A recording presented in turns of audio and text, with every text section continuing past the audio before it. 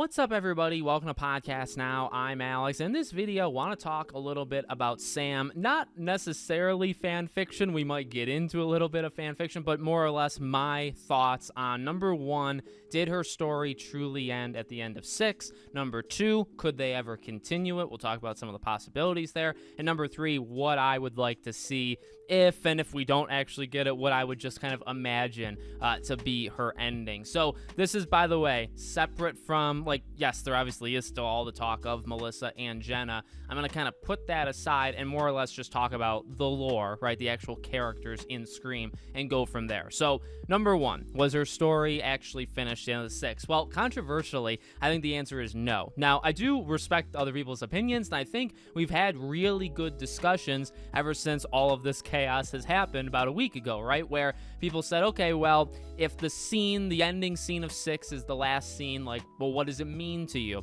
And I guess I would say a couple different things. Number 1, I see it as a pretty solid ending to Tara.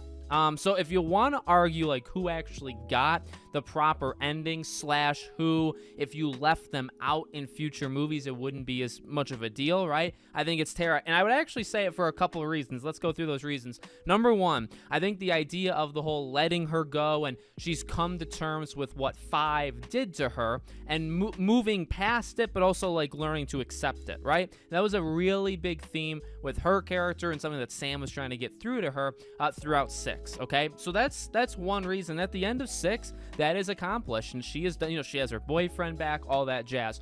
Also, I'd like to look at the rumored production ideas for Scream 7, which, if you believe the one that she was going to have limited roles. Now, yes, did that happen because of Jenna, or did that happen because of Tara, the character? It happened because of Jenna Ortega, right? However, I think you could get away with it so much more, and there's a reason why. I think going into 7, we all accepted a few things. The potential of Tara even maybe dying to further Sam's character, and/or, I don't even know if you can do and/or, but you don't have to have her in it a ton. She can't be in every scene. If she can only film for a few weeks, it's not that big of a deal. And why? Well, I think some of the reason is because her character had a pretty okay ending. If you wanted to leave it there, you could. If you wanted to use her as a background thing for 7, which maybe or maybe not they were, then that's fine, okay? So that's what I would say in terms of Tara's character. Now, you could actually use the same kind of analysis in reverse for Sam. So why is it that Melissa would be a main part of Scream 7? Well, it's because her character had more story to tell. Now, you could say, well, Alex, sometimes characters are brought back and they're, used and they further the plot and all that stuff when they don't really have to be, right? They push the character too far. And that's very true. I guess just because a character comes back and is a main character in the next movie doesn't necessarily mean there's more story to tell. There is to the writers, but that character could be pushed beyond when it was okay, we need to stop, right?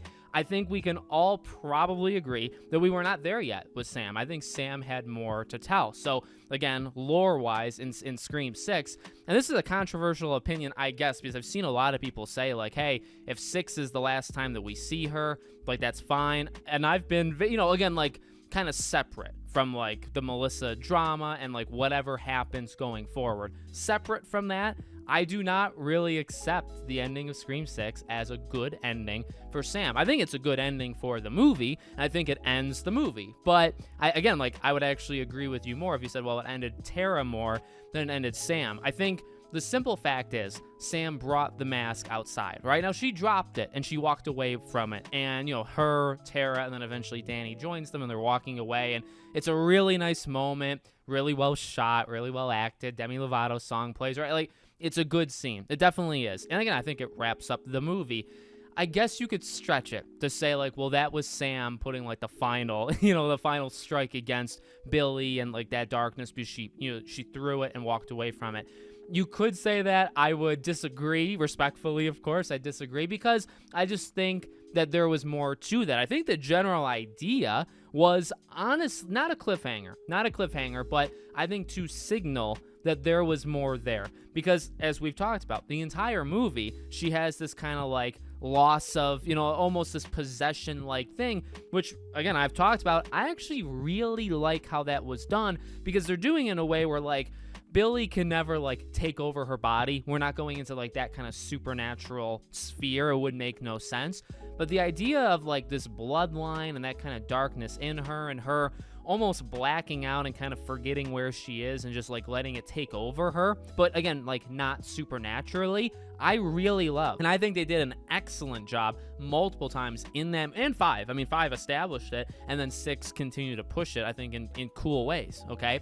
So that was throughout the entire movie. And then the ending, while yes, you could look at it as, oh, okay, she threw the mask down, I take from it, she brought the mask outside, you know, throughout all of that stuff that happened. And I mean, she brutally murdered, you know, Bailey, absolutely destroyed him, right? And there was the whole idea of, okay, well, does Tara have some darkness in her? Because she kind of gave her the okay. She like shrugged.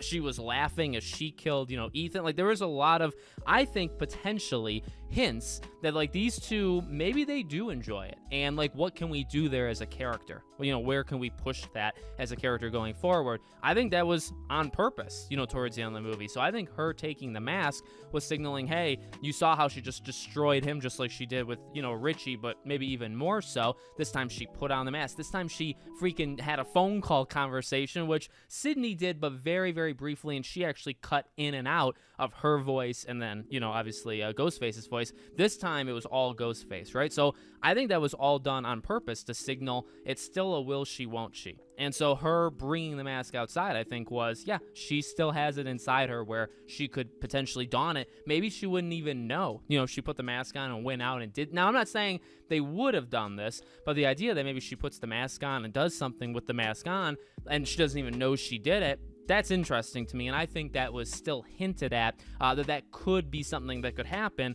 at the ending of 6, okay? So I know that was a long-winded answer, but I think her story was flat out not done. Now, next question, you know, could you ever finish the story? I gotta be honest, I actually think the answer is yes. Now, maybe that's me being like a very gullible, you know, optimist, and that's fine. I see it as, especially with a film franchise like this and with the potential of rights like bouncing, like you never know, like, you know, you see Halloween kind of bouncing all over the place. I think you can never truly say no to that, right? Like, could they ever bring the Carpenter sisters back? I think Jenna's status definitely makes it a lot harder because ultimately, no matter what, you're still going to have a budget. You're still going to have some sort of corporate executives that are going to, like, you know, push away the idea of paying X amount, not necessarily male, female, but just the idea, oh, she's asking for her normal wage is $6 million. Well, that's like a fifth of our budget. We can't pay.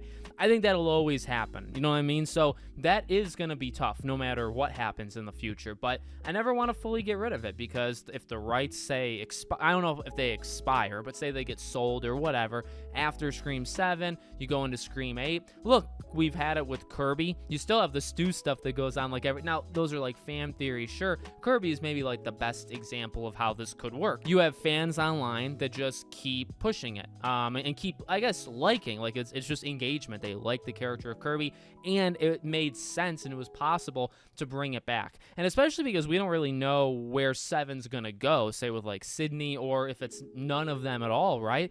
I think you're always gonna have, like, here's the thing. We don't really have a great comparable to this situation because you leave it at such like a jarring time where it makes really no sense to do what you just did. And so I kind of think there's always an option. You know what I mean? Scream 8, if it's like an anthology thing. Now, sure, if they do Scream 8 and they want it to be a trilogy and they want it to be, again, like a fresh new cast and maybe legacy characters, but also maybe not, right? Maybe it's literally just new characters. Well, if you get yourself in that situation, which is not necessarily bad, well, then, yeah, you kind of close the door off to finishing a past storyline. And so that's understandable. But again, maybe if it's an anthology thing, if after 7 they got like no clue what to do, maybe they really lean into the Jenna Ortega stuff and they do almost the opposite of what I said. Yeah, she costs a lot, but she continues to rise in popularity. Let's just do it. Maybe Melissa gets more popular through all, well, she is on social media. Now, we've talked about like there's a difference between following somebody on Instagram and like supporting their movies. And she is not that big of a movie star, sadly, because I think she deserves it. But who knows? Maybe she does become a big big star, and there's more interest kind of in having her come back. Like, I feel like there's all of these possibilities that could happen. So I don't want to close the door. You could call me gullible. That's totally fine. Too much of an optimist, but I think it's a real possibility. And then in terms of what I would want to see, I'll just give you a couple like bullet points, and maybe we can do a video that kind of just goes, all the way in. I would want her to survive. I think, I'll tell you this. I think the idea, especially with like the rumor of like her mom, would have definitely been like a red herring kind of thing with the mom. And look, if you do this like say 5-6 years from now, I don't really think you need the mom. I think the general idea should just always be you finish her kind of conquest against darkness, right? Like this light and dark, and like which will she go down? In fact, either the writers or directors after Scream 6, maybe it was the writers, I think maybe Guy like did an interview and he said like there's always something so fascinating about that light versus dark, and you can kind of play with that almost forever, like indefinitely. And I feel like, considering he's the writer, like that, that kind of gives it away. I think that's the basic theme, right? That she continues to struggle with, is she going to go to the dark side or is she going to go to the light? And you imagine the ending of a trilogy, right? You would formally decide it for her. Maybe you leave the door open, but maybe you probably do more of like a Scream 3 thing right at the end of 3, where you establish she's gotten rid of the idea of like a ghost side of Billy right in her head, and it's all over. The killing Tara thing or not, that is definitely way more, I think, debatable now, because again, I think the general idea is just you have to struggle with darkness. Now, the Tara thing definitely comes into play because it's the same thing we always talk about, right? I think you need one final thing to kind of push her to really lose herself, and then you need her to decide whether she's going to kind of come back or whether she's going to, kind of stay gone. And I think maybe losing a boyfriend in terms of Danny would maybe do it. Losing Tara, losing another of the core four, maybe one of the twins, right? Or somebody else, just kind of, progressively throughout the movie. That would be, I think, what you do with her. And I think at the end of the movie, you have her get rid of that evil. And it maybe could always come back. I don't know if you want to do a thing 10 years after that, but no, that's how I would personally do it. So let me know what you guys think in the comments. Make sure, as always, you're subscribed to the channel. More Scream videos on the way. And of course, I'm keeping my eye on anything that potentially happens with news and rumors and whatnot. So thank you for being here. I hope to see you all on the next one.